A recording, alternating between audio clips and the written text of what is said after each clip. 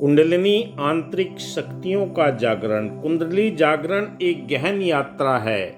कुंडलिनी को आध्यात्मिक शक्ति माना जाता है जो मनुष्य के भीतर निद्रित अवस्था में, सोई हुई अवस्था में रहती है। इसे सांप के समान भी कहा जाता है, जो 3.5 फेरे लेकर मूलाधार चक्र में स्थित रहती है। कुंडलिनी जागरण का अर्थ इस शक्ति को जागृत करना, इसे 7 चक्रों से ऊपर उठाया जा सकता है। ये एक जटिल प्रक्रिया है।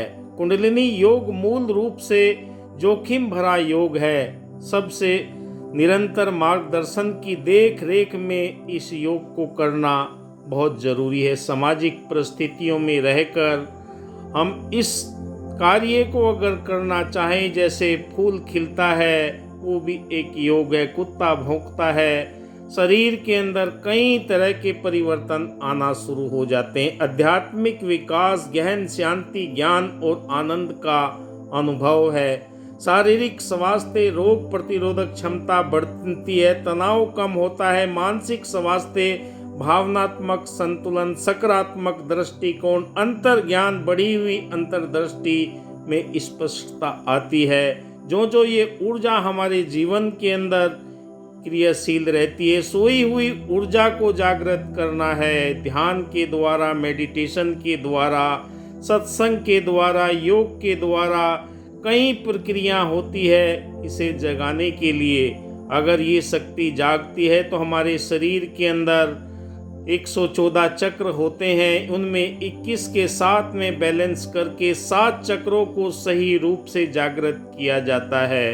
और इन चक्रों के माध्यम से हमारे शरीर के अंदर ये मूलाधार चक्र से 7 चक्रों तक ये ऊर्जा 114 चक्र हमारे शरीर के अंदर जो मौजूद हैं, मुख्य रूप से जो चैनलाइज किए जाते हैं वो 7 ही चक्र हैं। उन चक्रों के अंदर ऊर्जा का एहसास आपको होने लगता है, कंपन के रूप में और तरंगों के रूप में, गर्माहट के रूप में। कई तरह से आपके जीवन के अंदर ये बदलाव लाता है। पर ये ऊर्जा जब निरंतर आगे बढ़ने लगती है तो कई तरह के परिवर्तन आपके जीवन के अंदर उथल पुथल भी कर सकते हैं। अगर सही मार्गदर्शन है तो लगातार आप इस प्रक्रिया को कर सकते हैं। इसके लिए आज्ञा चक्र पर जब आपके दबाव दिखाई देने लगे, कुंडलिनी योग करने के लिए आपके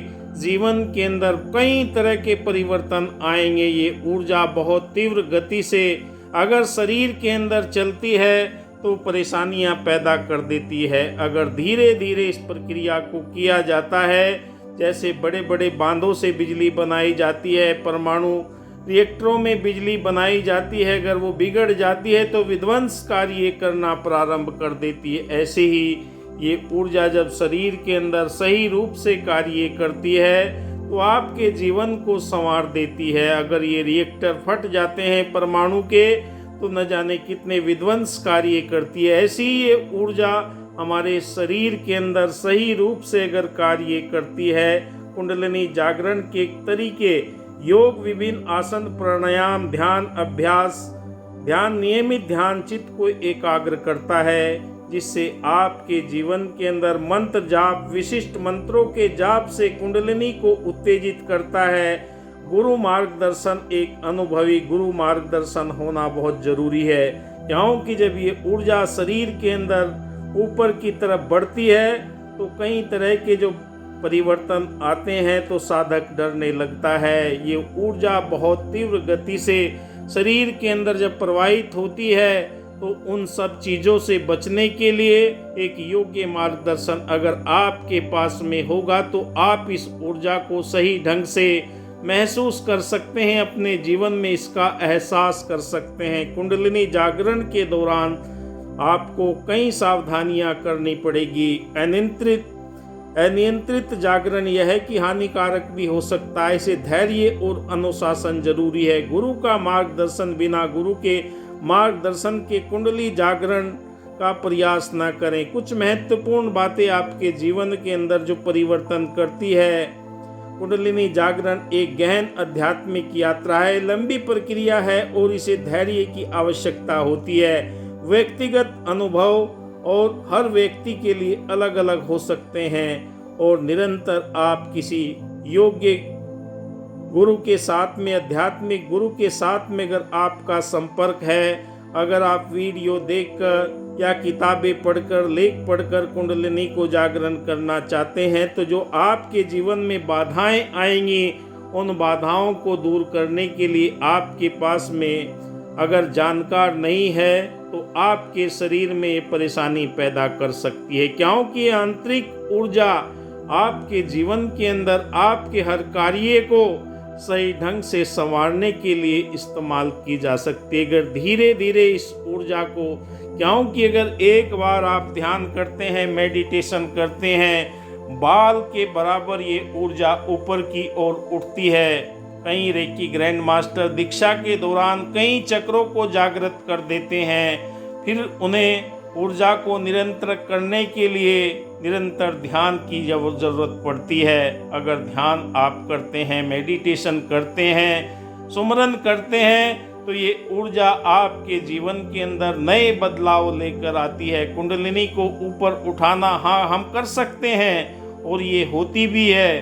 जो निरंतर ध्यान के द्वारा, मेडिटेशन के द्वारा अपने सातों चक्रों को सही रूप से ऊर्जा देना प्रारंभ कर देते हैं, धीरे धीरे ये आपके जीवन के अंदर निरंतरता से आज्ञा चक्र के बाद में साहस चक्र पर जाकर स्थित हो जाती है। और जब साहस चक्र पर जाकर स्थित हो जाती है तो आपके जीवन के अंदर बहुत सारे परिवर्तन आते हैं, दया के, करुणा के, प्रेम के, मिलवर्तन के, भाईचारे के, क्योंकि हमारे जीवन के अंदर वो परिवर्तन कर देती है ये ऊर्जा, क्योंकि आपके अंदर ही खजाना छुपा हुआ है, आपके अंदर ही ऊर्जा मौजूद है।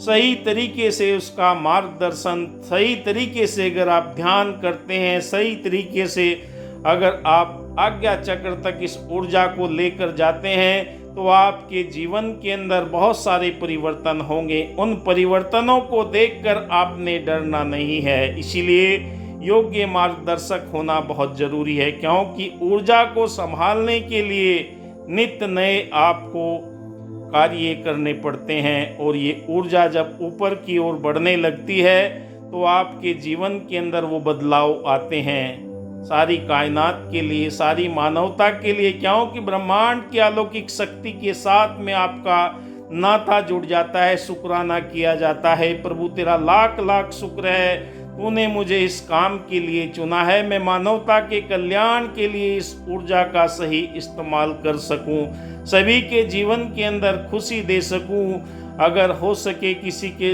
रोगों को दूर कर सकूं। आप देख रहे हैं मेरा YouTube चैनल विकास बिहानिया। मैं रेकी ग्रैंड मास्टर विकास बिहानिया आपके लिए निरंतर नई से नई वीडियो बनाने का प्रयास करता हूं। आप लाइक करते हैं, शेयर करते हैं, इसके लिए मैं दिल से आप सभी का आभार प्रकट करता हूं। सभी उम्र के लोग 18 से लगाकर 65 प्लस के लोग मेरी वीडियो देखते हैं। धन्यवाद। जय हिंद।